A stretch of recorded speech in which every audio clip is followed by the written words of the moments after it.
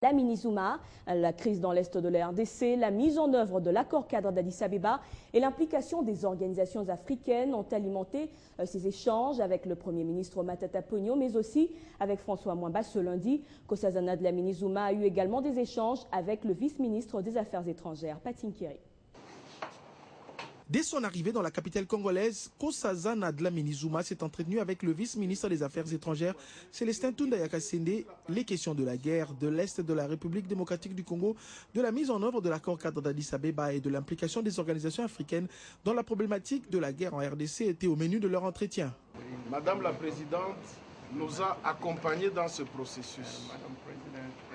Madame la Présidente, elle est engagée très fort pour que la guerre s'arrête en République démocratique du Congo. Et Madame la Présidente est aujourd'hui présente en République démocratique du Congo au moment où les résultats des concertations politiques, l'un des grands engagements de la République, que les résultats de ces concertations vont être publiés par le chef de l'État. La partie est de la RDC est en proie aux conflits armés depuis 2 décennies.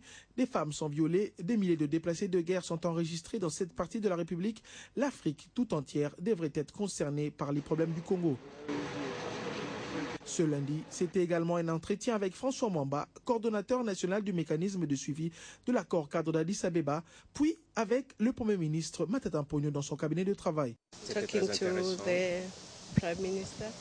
Parler avec le Premier ministre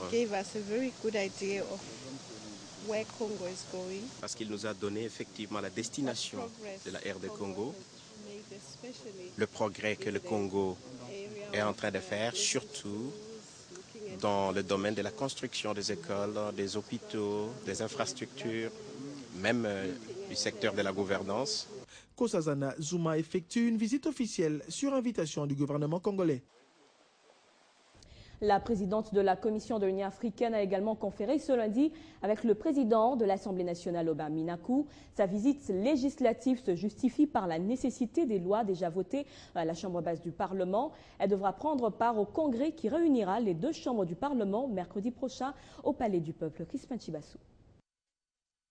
C'est à 13h heure locale que la présidente de la Commission de l'Union africaine, Nkosazana Zouma, franchit la porte de la salle de conférence de président au Palais du Peuple, où elle est reçue par le président de l'Assemblée nationale, Aubin Minakou Ndialandjoko, accompagné de membres du bureau.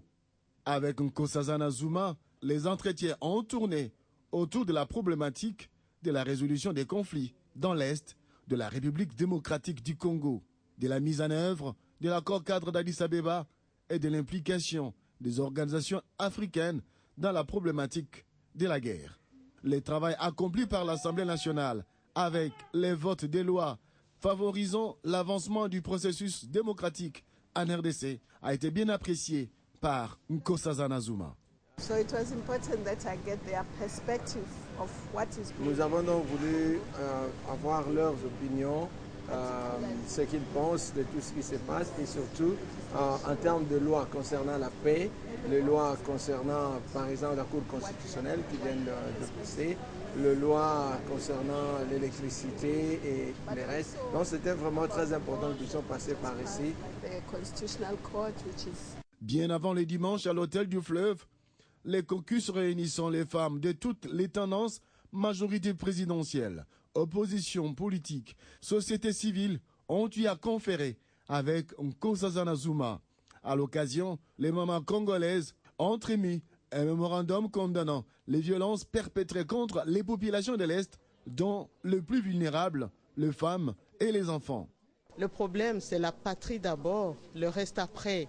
Nous les femmes, quand il s'agit de notre patrie, il n'y a pas de majorité, il n'y a pas d'opposition, il n'y a pas quelqu'un qui est à l'écart. Nous sommes toutes impliquées pour la paix en République démocratique du Congo. Après avoir quitté les palais du peuple ce lundi, la présidente de la Commission de l'Union africaine devra retourner le mercredi au palais du peuple pour prendre part au congrès convoqué par les 2 présidents de 2 chambres du Parlement congolais, avec comme ordre du jour l'adresse du chef de l'État sur l'état de la nation devant les députés et sénateurs.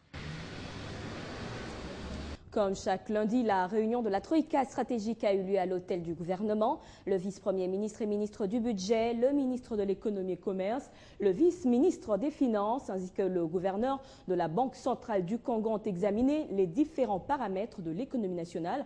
On écoute à ce propos le vice-premier ministre et ministre du Budget, Daniel Mukoko-Samba. Aujourd'hui, c'est une réunion tout à fait ordinaire au cours de laquelle nous avons examiné les différents paramètres de notre économie nationale. Il faut noter qu'à fin août, les estimations montrent que le taux de croissance à fin août est estimé à 8%. Il nous reste quelques mois et nous espérons, quand on voit le comportement des entrepreneurs, il est fort possible que nous puissions terminer l'année au taux projeté de 8,2% pour cette année. Ça signifie donc que l'économie a maintenu sa course normale vers des taux de croissance largement supérieurs à 5%, ce qui est une très bonne chose. Évidemment, comme nous n'avons pas cessé de le dire depuis le début de l'année, ces taux de croissance sont bien sûr satisfaisants, mais notre pays a besoin de beaucoup plus. C'est la raison pour laquelle le chef du gouvernement n'a pas cessé de nous rappeler qu'il nous faut viser un taux de croissance supérieur à 10%. Mais bien sûr, pour cela, il y a d'énormes efforts à faire, essentiellement dans les secteurs agricoles. Et le gouvernement avait annoncé il y a quelques semaines de revoir à la baisse les prix des produits de première nécessité le 20 octobre. Un jour après la date prévue pour l'application de cette mesure, quel est le constat sur le marché? Nos reporters étaient justement sur place pour constater. Ces poulets étaient vendus tout entiers il y a quelques années. Mais aujourd'hui, avec la hausse de prix non justifiée, il est découpé en plusieurs morceaux, puis vendu pièce par pièce, comme le témoigne cet homme.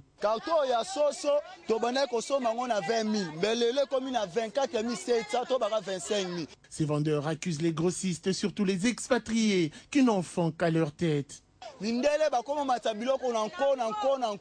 y a peu, le gouvernement congolais avait pris la décision de rabattre le prix de ces produits de première nécessité le 20 du mois en cours. Une déclaration faite au sortir de la Troïka stratégique. Fin octobre, je confirme en présence de mes partenaires Talo ya Biloko et Kokita. Un jour après, le constat est tout autre et les prix ont même augmenté. En croire cette femme. Non loin d'elle, cet homme déplore l'irrespect d'enfants montre ces grossistes face à la décision prise par le gouvernement. Le prix de ces denrées de première nécessité baisseront-ils avant le fête de fin d'année? La question reste posée. Parlons télécommunications dans ce journal. La traque des réseaux mafieux qui utilisent les appels entrants internationaux se poursuit à travers Kinshasa. Et ce lundi, un autre groupe des malfaiteurs est tombé dans le filet de la police en plein centre-ville. Avec des matériels beaucoup plus sophistiqués, ces malfaiteurs font perdre au trésor public de l'RDC 12 millions de dollars le mois. Et à l'issue de cet autre démantèlement, le ministre des PTNTIC, Trifon Kinkemulumba, a fait une communication à l'endroit des Congolais. Nous faisons une battue pour démanteler le réseau qui empêche les trésors publics de rentrer dans ses droits. Nous sommes en plein centre-ville de Kinshasa. Et voici un cabinet d'avocats. En réalité, il n'en est pas un. C'est plutôt les sièges d'un groupe de malfaiteurs qui utilisent de manière illicite les appels entrants internationaux. Le patron, c'est ce monsieur, Joli Kaboteti, qui s'est refusé de tout commentaire mais n'a pas pu s'empêcher des caméras à l'affût de ce genre de réseaux mafieux depuis plus d'un mois. Ce réseau est beaucoup plus outillé que les deux autres démantelés dans la commune d'Engaliema il y a de cela 4 semaines. Souvent, ces plateformes fonctionnent sous couvert d'un cabinet d'avocats. Vous imaginez que c'est un cabinet d'avocats. En fait, derrière ça, c'est des opérations mafieuses qui se traitent. Le matériel qu'on a trouvé aujourd'hui est donc hautement sophistiqué. Et depuis 3-4 jours, la police était là, faisait les guets. Déjà, des équipes sont sur le terrain sous la supervision du ministre des Postes, Téléphones, Nouvelles Technologies de l'Information et de la Communication, Trifonkinke Mulumba. Des noms sont également cités et il s'agit pour la plupart des cas des expatriés en cavale, actuellement en Europe, précisément en France et en Belgique. En santé, le ministre du secteur Félix Kabange-Nouguier et les gouverneurs des provinces étaient en réunion d'évaluation ce lundi dans la salle des réunions de la santé publique. Il a été question de faire un état des lieux du système sanitaire en RDC, mais aussi de décortiquer le projet du gouvernement qui consiste à équiper les structures sanitaires au pays. Arlette Matondo. Face aux différents problèmes qui rongent et guettent le système sanitaire en République démocratique du Congo, le président de la République, Joseph Kabila, par l'entremise de son gouvernement, a initié le projet d'équipement des structures sanitaires au pays, dénommé PES. Opération estimée à 80 milliards de francs congolais, soit 85 millions de dollars américains jusqu'au 31 décembre 2013. Ce programme vise plusieurs actions, entre autres, équiper et réhabiliter au moins 200 hôpitaux de référence, doter les zones de santé ciblées de médicaments de base et de qualité et répondre aux besoins de la population, ainsi que le renforcement de capacités. Il y a beaucoup de fonds au niveau international dont la RDC est bénéficiaire, mais dont les effets ne sont pas tellement perceptibles sur le terrain. Et avec les ministres, il a été convenu qu'il soit organisé un audit technique pour que nous puissions évaluer également l'apport des partenaires par rapport aux besoins qui continuent à être présents au niveau local. C'est dans ce cadre que se sont organisées ces assises en ce jour entre le ministère de la Santé et les gouverneurs des provinces afin de s'approprier le projet. Et nous avons fini par recommander que régulièrement, entre les ministères et les provinces, nous puissions évaluer au cas par cas nos actions de manière demain et après-demain à nous retrouver tous en train de nous réjouir parce que la population est la seule bénéficiaire des actions et du gouvernement central et des provinces et des partenaires.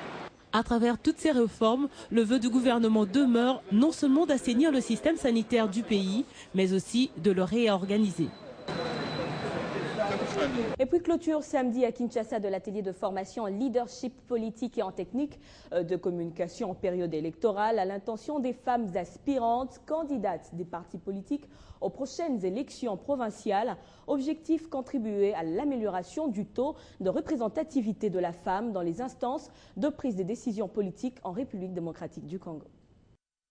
Dans la représentativité des femmes, soit au moins à 30%, si nous nous engageons tous dans un même élan. La population féminine en République démocratique du Congo représente 52% de la population. Pourtant, celle-ci est sous-représentée dans les instances de prise de décision et participe peu à la gestion de la chose publique. Selon les résultats publiés par la Commission électorale nationale indépendante sur les élections présidentielles et législatives du 28 novembre 2011, 49 femmes ont été élues sur l'ensemble du territoire national contre 451 hommes, soit 8,9% seulement. Les élections locales, c'est notre champ de bataille surtout. On s'est déjà donné des caps pour les différentes circonscriptions, afin que le nombre augmente. Une problématique sous examen en vue d'apporter des remèdes. C'était justement le but de cet atelier de formation.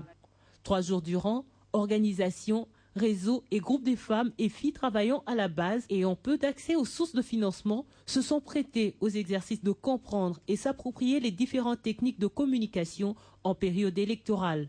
Cette formation est tombée à point nommé pour nous renforcer davantage. Nous osons croire que cette femme leader déjà dans la société, dans nos milieux ruraux, elle pourrait aussi un jour porter sa voix au niveau même des élections municipales. Pour qu'une femme soit autonome, qu'elle ait des capacités, entre autres, savoir communiquer, savoir mobiliser. Et ça, c'est vraiment un atout majeur. L'ONG Fonds pour les femmes congolaises a donc outillé 60 femmes aspirantes, candidates des partis politiques aux élections provinciales prochaines en RDC, afin qu'elles soient capables de bien communiquer pendant la période électorale et améliorer leur leadership sur le plan politique. Parlons agriculture et c'est dans l'ouest du pays que nous nous rendons. La relance de la campagne agricole dans le Bas-Congo est une des priorités de l'exécutif provincial. Un objectif certes, mais qui ne doit passer que par le contact avec la réalité sur terrain. Et le gouverneur Jacques Mbadou s'est prêté à l'exercice en se rendant à la ferme agroalimentaire Kitoko Food. Gloria Mbouya. D'abord une très longue distance à parcourir. Ensuite, cette belle image.